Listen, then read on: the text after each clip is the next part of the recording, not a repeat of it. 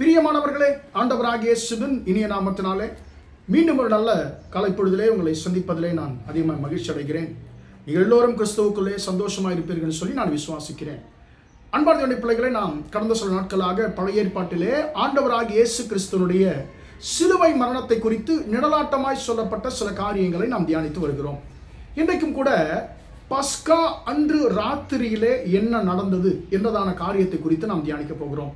கடந்த நாட்களிலே பஸ்காவுக்கு எப்படி ஆயத்தப்படுவார்கள், அந்த பஸ்கா ஆட்டை எப்படி அடிப்பார்கள், அதை எந்த நாளிலே அடிப்பார்கள், அந்த பஸ்கா விருந்தில் என்ன இருக்கும் என்பதை குறித்து நாம் சில காரியங்களை தியானித்தோம். அன்பான தேவனுடைய பிள்ளைகளே, அதை பஸ்காவை எப்படி புசிக்க வேண்டும் என்று சொல்லி ஆண்டவர் சொன்னதை நாம் தியானித்தோம். இன்றைக்கும் கூட அன்பான தேவனுடைய பிள்ளைகளே, இவர்கள் 12ஆம் வசனம் சொல்லுகிறது, யாத்திராகமம் 12ஆம் அதிகாரம் 12ஆம் வசனம் சொல்லுகிறது, அவர்கள் அந்த ராத்திரியிலே பஸ்காவை வீட்டுக்குள்ளே அவர்கள் தொடங்க வேண்டும், அதை சாப்பிட தொடங்க வேண்டும், இதை பண்டிகையாக தலைமுறை தோறும் ஆசரிக்க வேண்டும் என்று ஆண்டவராகிய தேவன் 14ஆம் வசனத்திலே கட்டளையிடுகிறத நாம் பார்க்கிறோம். ரைட், இது பண்டிகையாக ஆசரிக்க வேண்டும் என்று சொல்லி ஆண்டவர் கட்டளையிடுகிறார். இந்த பண்டிகை, பஸ்கா பண்டிகை எப்படி தொடங்குவார்கள் என்பதை குறித்து தான் இன்றைக்கு அதில் செய்கிறதான ஒரு முக்கியமான முதல் படியை நாம் தியானிக்க போகிறோம். அன்பான பிள்ளைகளை, இதில் 15 படிநிலைகள் அந்த பஸ்கா பண்டிகையில் அவர்கள் சடங்குகளாய் செய்வார்கள். அதில் முதலாவது ஒரு காரியத்தை மட்டும் நாம் தியானிக்க போகிறோம் இன்றைக்கு.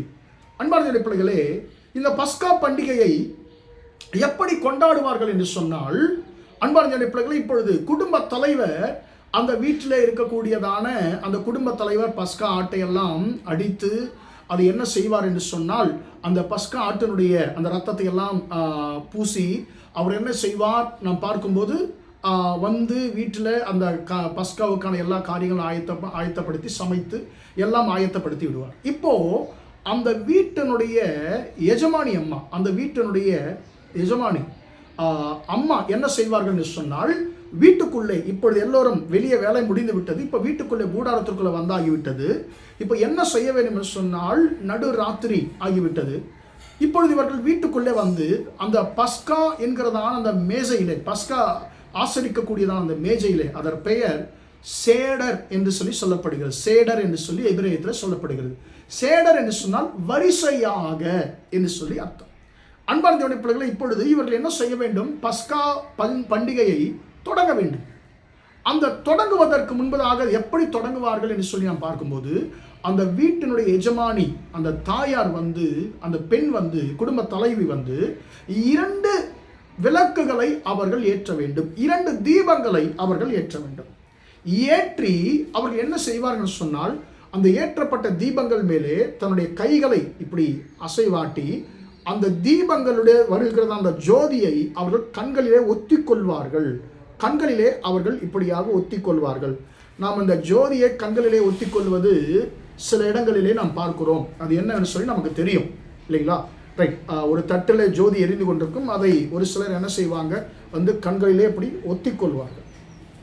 அதேதான் பஸ்கா விருந்து ராத்திரியிலே யூதர்கள், இஸ்ரவேலர்கள் கடைபிடிப்பார்கள். அந்த 2 தீபங்கள், குடும்ப தலைவியினாலே ஏற்றப்படுகிற அந்த 2 தீபங்கள் இருந்து வருகிறதான அந்த சுடர், அந்த ஜோதியை என்ன செய்வாங்கன்னு கேட்டீங்கன்னா, அந்த வெளிச்சத்தை கண்களிலே ஒத்திக்கொள்வார்கள்.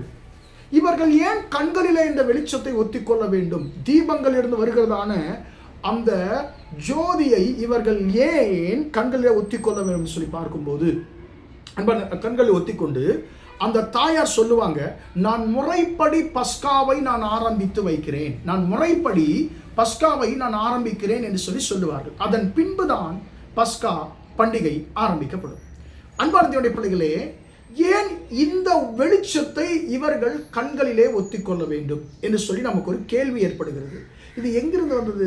ஏன் இவர்கள் கண்களிலே ஒத்திக்கொள்ளுகிறார்கள்? அப்படியானால் இது விக்கிரகாராதனையாய் மாறிவிடாதா என்று சொல்லி நமக்கு ஒரு கேள்வி இங்கே எழுகிறது. அன்பான தேவனுடைய பிள்ளைகளே, அவர்கள் வெளிச்சத்தை கடவுளாக ஆராதிக்கவில்லை, கர்த்தரைத்தான் அவர்கள் வெளிச்சமாக அவர்கள் ஆராதிக்கிறார்கள். என்று சொன்னால் அவர்தான் வெளிச்சத்தை உண்டாக்கினவர். எனவே அவர்கள் இந்த வெளிச்சம் எங்களுக்கு கொடுத்த கர்த்தாவே உமக்கு நன்றி என்று சொல்லி அந்த வெளிச்சத்தை, அந்த ஜோதியை அவர்கள் கண்களில் ஒத்திக்கொள்ளும் பொழுது, இது எங்களுக்கு கர்த்தராலே கொடுக்கப்பட்ட வெளிச்சம் என்று சொல்லி அவர்கள் கண்களிலே ஒத்திக்கொள்வார்கள். ரைட், இந்த தீபங்கள் எதை காட்டுகிறது? முதலாவது ஒன்று இஸ்ரவேலர்களுக்கு அடையாளமா இருக்கிறது இந்த தீபத்தில் ஒன்று. இரண்டாவது தீபம் புறஜாதிகளுக்கு அடையாளமா இருக்கிறது. அன்பார்ந்த பிள்ளைகளே, இந்த தீபங்களை ஏற்றும் பொழுது பிள்ளைகள் கேட்பார்கள், எதற்காக அந்த தீபங்களை ஏற்றுகிறீர்கள் என்று சொல்லி பெற்றோரை கேட்கும் பொழுது பெற்றோர் என்ன சொல்லுவாங்க? நம்முடைய வாழ்க்கை இந்த எகிப்து தேசத்திலே இருளிலே இருந்தது, பலவிதமான பிரச்சனைகளிலே இருந்தது. ஆனால் ஆண்டவர் இந்த பஸ்கா பண்டிகையின் பொழுது, இந்த பஸ்கா என்று அடிக்கப்பட்ட அந்த ஆட்டின் ரத்தத்தின் மூலமாக நம்மை பாதுகாத்து நம்மை விடுவித்து இந்த நம்முடைய இருளான வாழ்க்கையை கர்த்தர் வெளிச்சமாய் மாற்றினார். இருளிலே இருந்த நம்மை கர்த்தர் வெளிச்சத்திற்கு கொண்டு வந்தார்.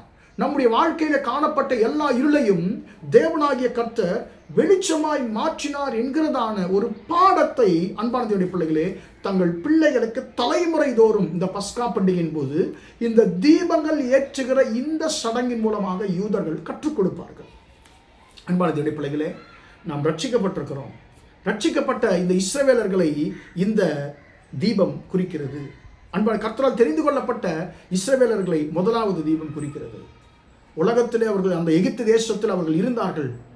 அவர்களை கர்த்தர் அந்த இருள் என்கிற எகிப்திலிருந்து கர்த்தர் வெளிச்சத்திற்கு கொண்டு வந்தார். கர்த்தர் அவர்கள் வாழ்க்கையில் காணப்பட்ட எல்லா விதமான பிசாசின் ஆளுகையிலிருந்தும் இருளிலிருந்தும் கர்த்தர் அவர்களை விடுதலையாக்கினார். அன்பான தேவனுடைய பிள்ளைகளே, இந்த ஆண்டவராகிய இயேசு கிறிஸ்துவின் கல்வாரி சிலுவை மரணத்தின் மூலமாக உங்களுக்கும் எனக்கும் என்ன கிடைத்தது? இருளிலிருந்து கர்த்தர் நம்மை வெளிச்சத்திற்கு கொண்டு வந்திருக்கிறார்.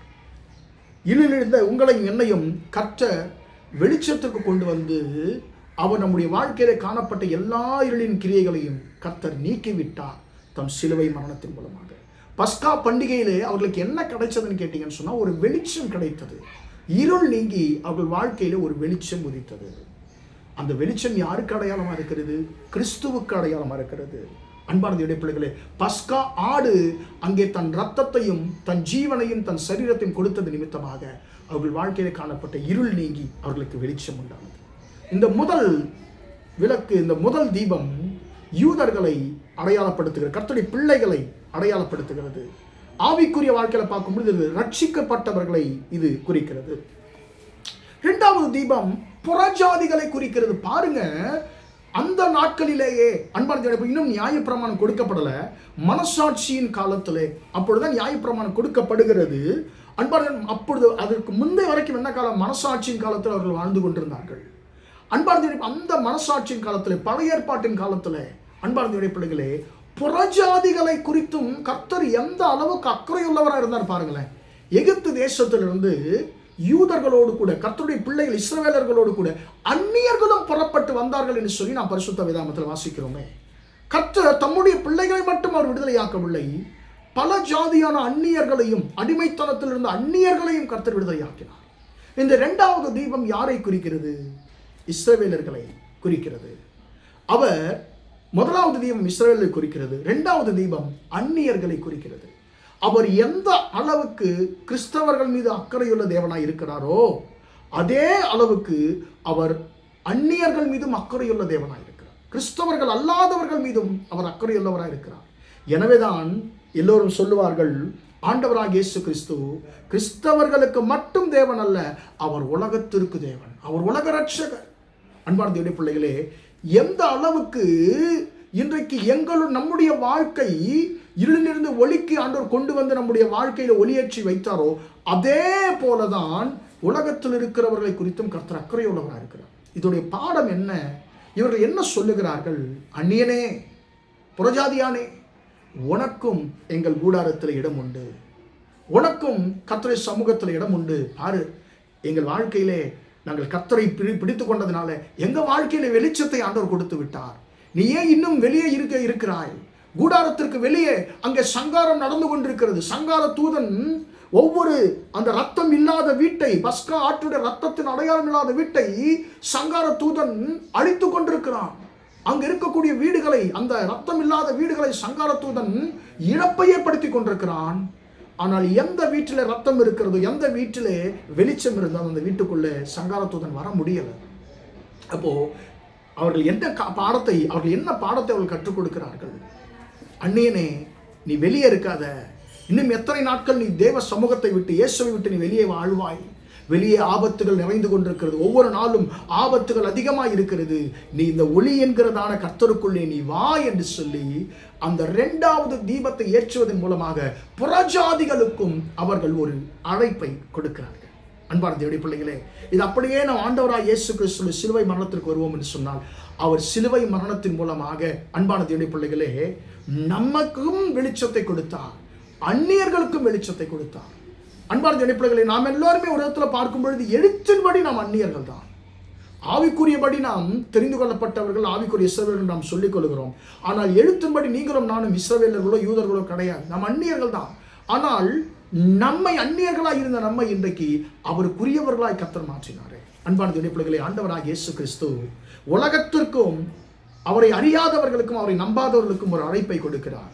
யார்? என்னுடைய பிள்ளைகளுக்கு நான் வெளிச்சத்தை கொடுத்திருக்கிறேன். நீ ஏன் இன்னும் இருளிலே, பிரச்சனைக்குரிய இடத்திலே, உலகத்தில் நீ ஏன் இருக்கிறாய்? கூடாரம் என்கிற என் சமூகத்திற்குள்ளே வா.